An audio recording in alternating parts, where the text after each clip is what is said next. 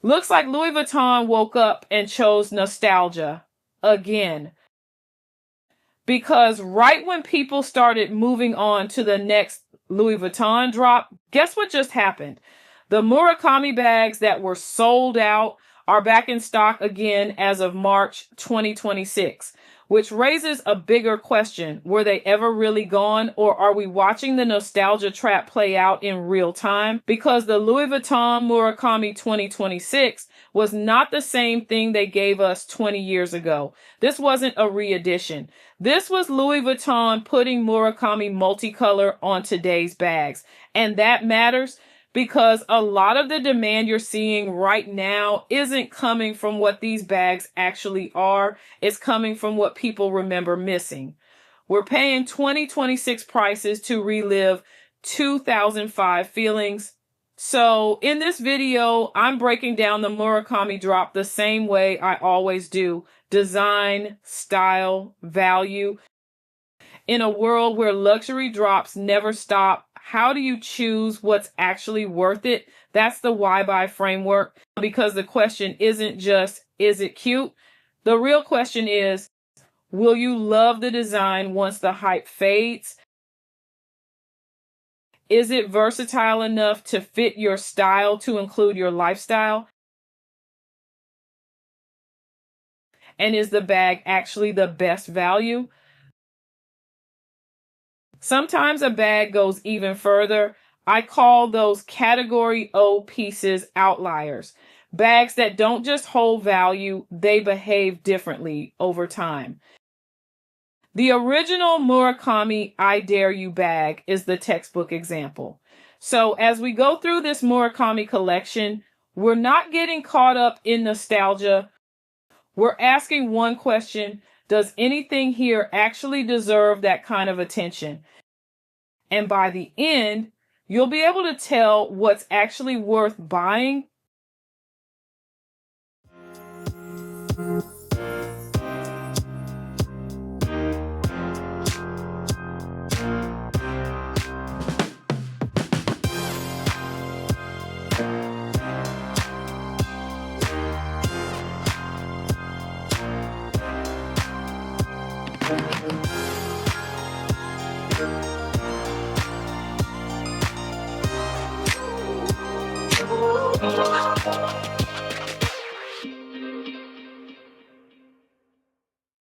Welcome to Why Buy, the series that helps you purchase with purpose.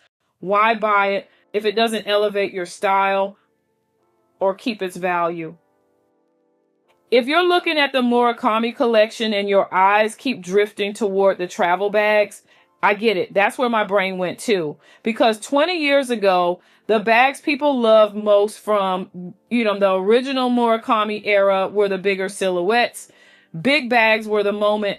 So when you see those travel silhouettes now, your brain isn't saying this makes sense. Your brain is saying this feels like the bags I missed. And that nostalgia, that's exactly where people get in trouble. Not because travel bags are a bad idea, but because nostalgia skips the reality check. But here's what we're not going to do. We're not going to romanticize travel bags like we travel inside a Louis Vuitton commercial. Because the truth is, you don't control what happens to your bag once other people touch it. Now let's start looking at the actual travel pieces, because once you apply that reality check, design, style, and value, some of these bags start to look very different. Now let's talk about the travel bag that almost had me in a chokehold, the monogram multicolor Alma travel bag. Because on paper, this bag checks a lot of boxes. Take the classic Alma silhouette, scale it up into a travel size, add Murakami multicolor, trunk hardware, and an exterior pocket, and visually it is stunning. It feels nostalgic, it feels special, it feels like a modern nod to the oversized Murakami bags from the early 2000s. Design box checked. At first glance, I was already styling it in my head. Travel days, weekend trips, business runs, trench coats, sunglasses, full luxury travel look. The walk into the hotel like you own the building bag. Then reality stepped in. And this is where I'm going to turn the heat up, because this is the exact moment nostalgia tricks people into making a purchase they later regret. We all know how hard it is to keep a regular Alma looking decent, not perfect, just decent.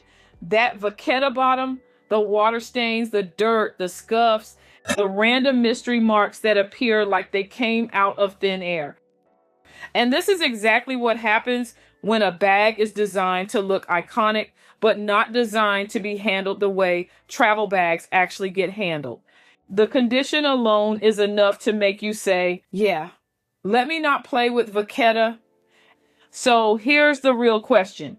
Do you really want to spend over $5,000, almost $6,000 on a travel bag that is basically guaranteed to take damage? And even if you baby it, travel makes life happen. I'm not saying that to scare you. I'm saying it because I want you to be honest about your lifestyle. If you're the type who wants your pieces to look pristine, then the Alma travel bag may be a love from a distance. Now, there is another way this bag can make sense, but only under very specific conditions. If you're a collector and you're buying this as a true collectible, barely used, carefully stored, that's a different conversation. This is where everyday logic and collector logic split, and confusing the two is where people lose money. When I say investment, I want to be very clear about what I mean. I'm not talking about it holds value.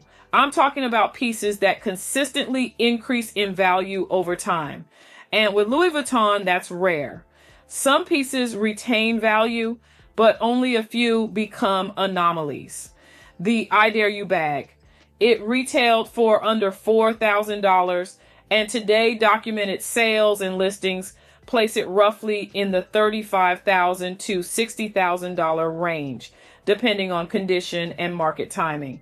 Even when that market cools, those numbers still command attention. So when I look at the 2026 Murakami collection, I'm not asking what's cute. I'm asking what has a realistic shot at becoming an outlier.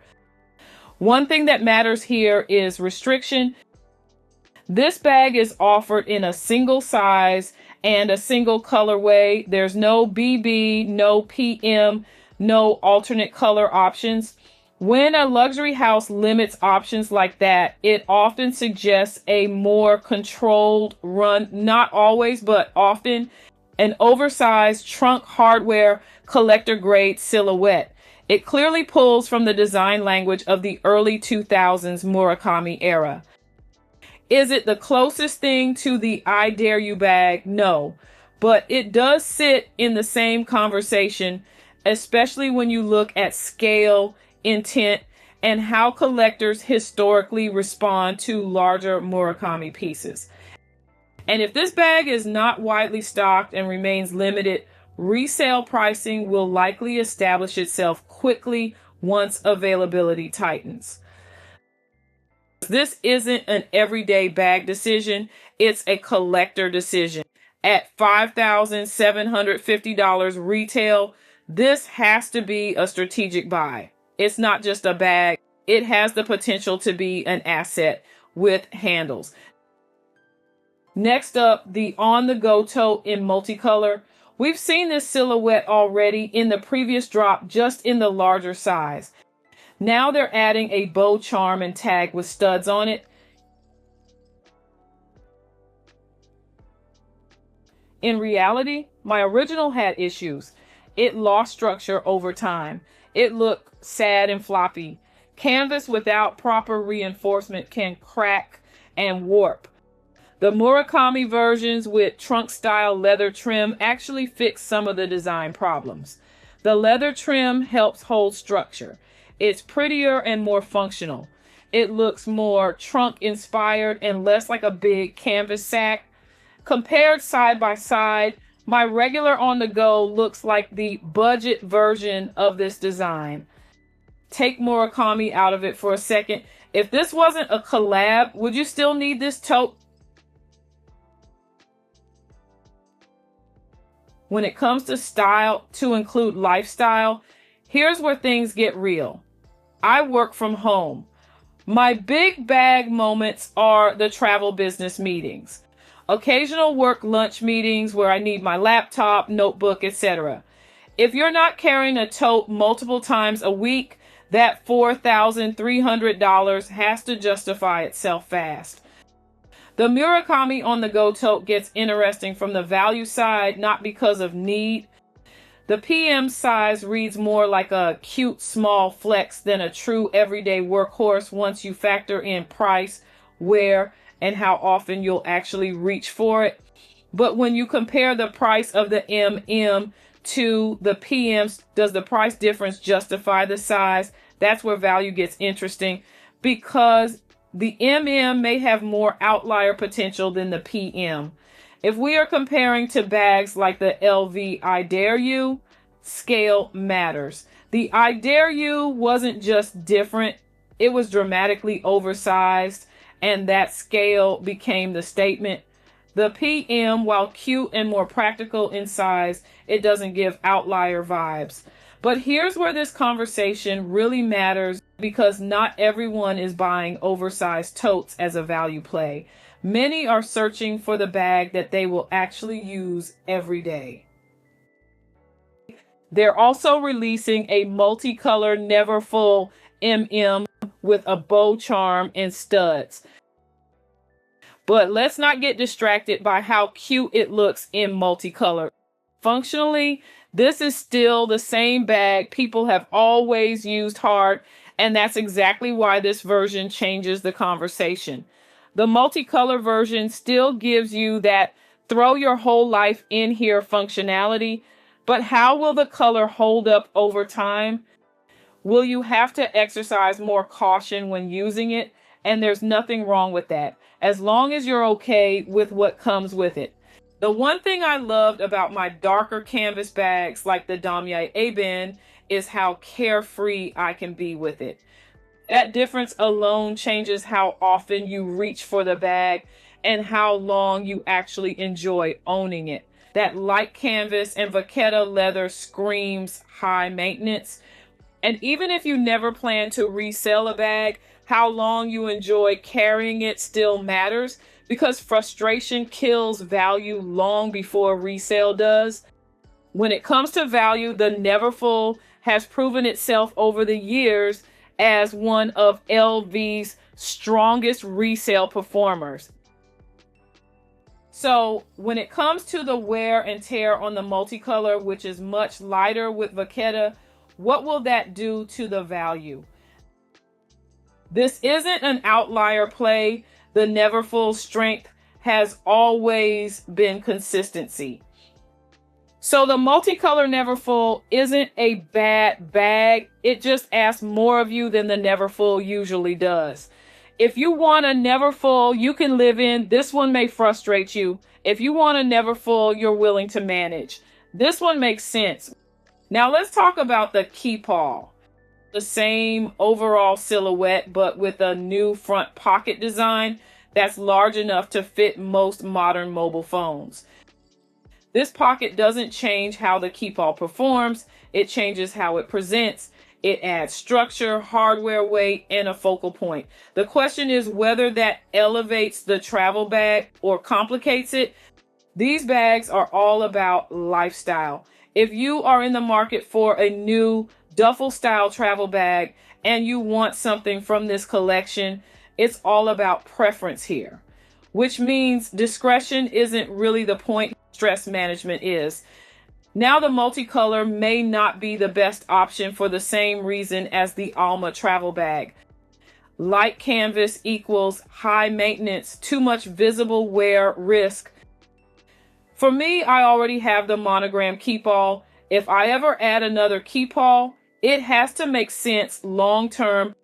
If I'm dealing with traffic or the airport, connecting flights, bag check, and baggage claim, I don't need any added stress. As much as I love the design, that pocket, for me, the multicolor just attracts drama. The multicolor is $5,150. So the real question is that front pocket and Murakami hardware worth an extra $1,320 to you? Depending on condition and era, you'll see Keepall sitting in that same range, which tells you this isn't a bargain, it's a preference play. I don't see category O behavior here. So you're not buying future scarcity, you're buying present preference. So basically, you're paying a premium for the Murakami moment. Now let's talk more traditional travel pieces. They're releasing a monogram multicolor Horizon 55 and also a super flat Horizon 55 with details. Both are stunning. Functionally, these behave like the regular Horizon. So the real decision here comes down to color, maintenance, and how much control you want.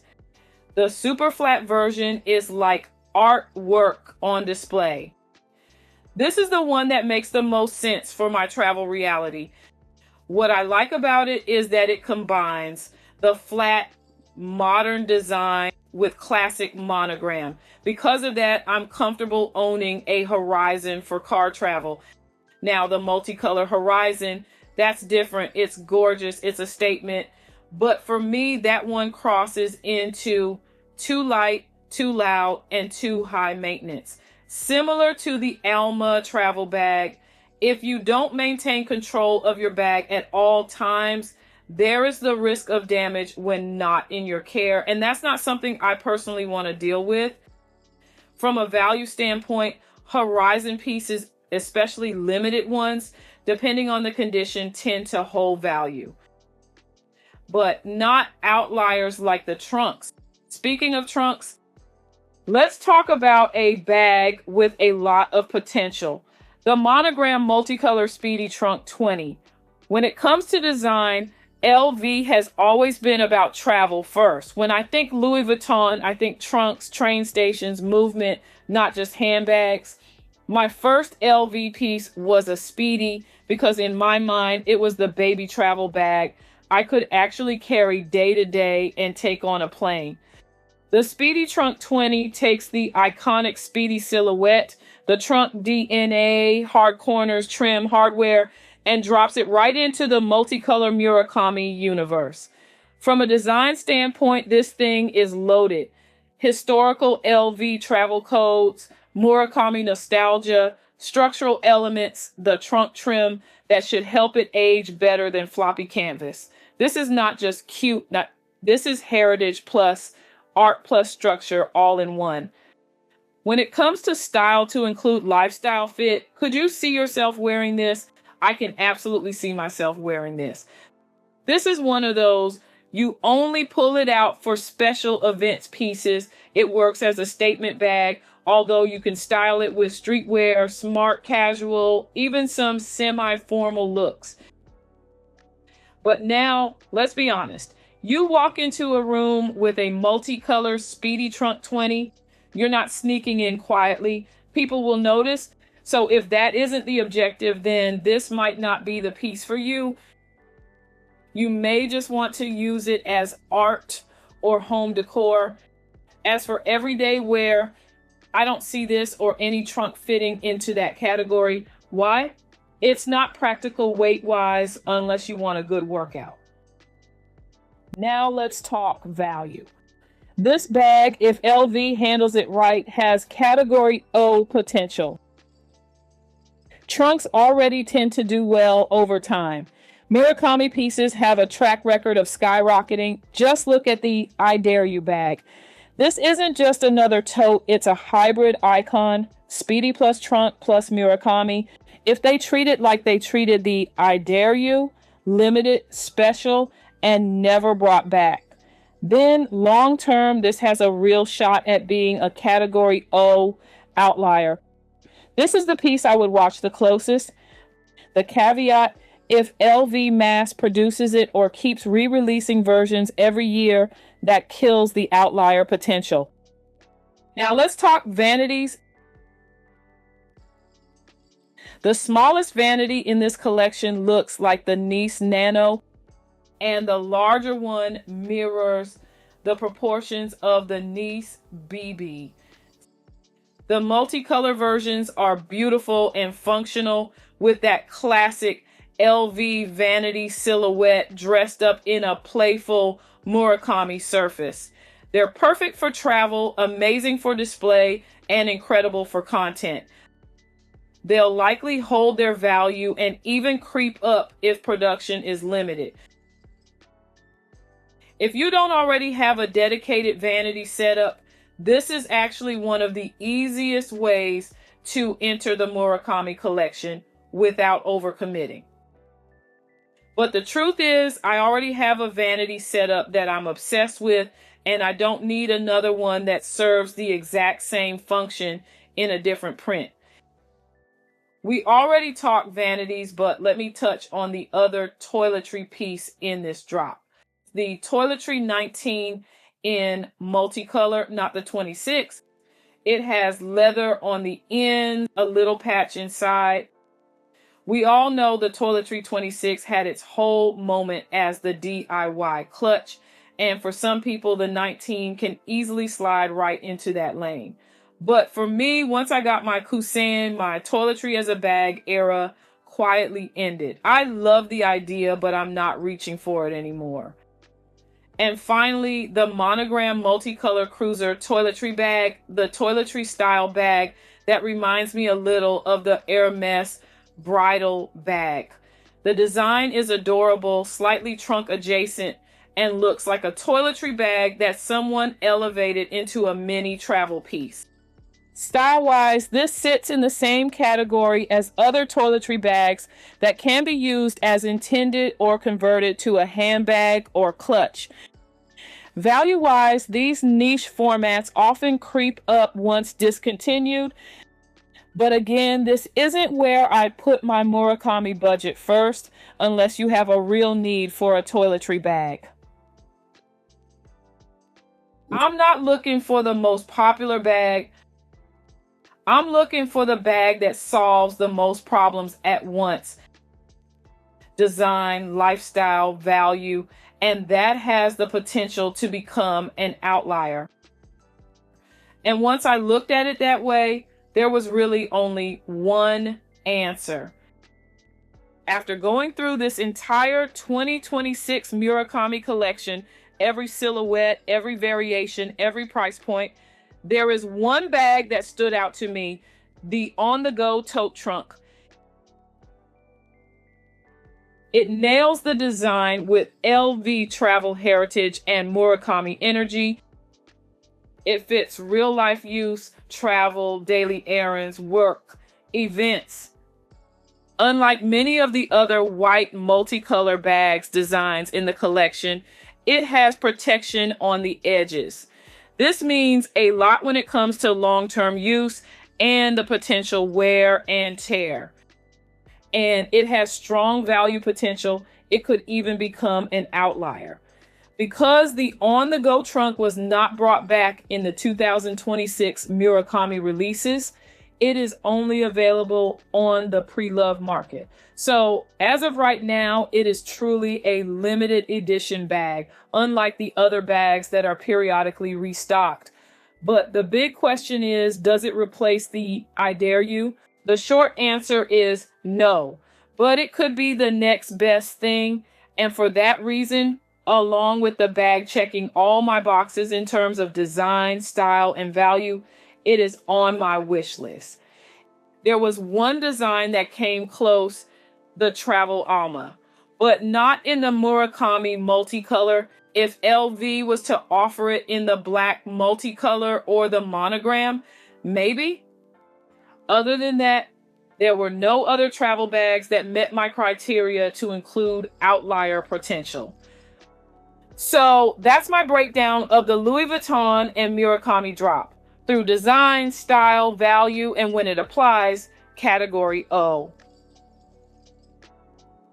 Once you understand that this wasn't a re-edition but a modern reinterpretation, it becomes easier to see which pieces are about memory and which ones are about value. If you love Murakami and you want one piece that honors the original era and has real long-term potential, choose smart.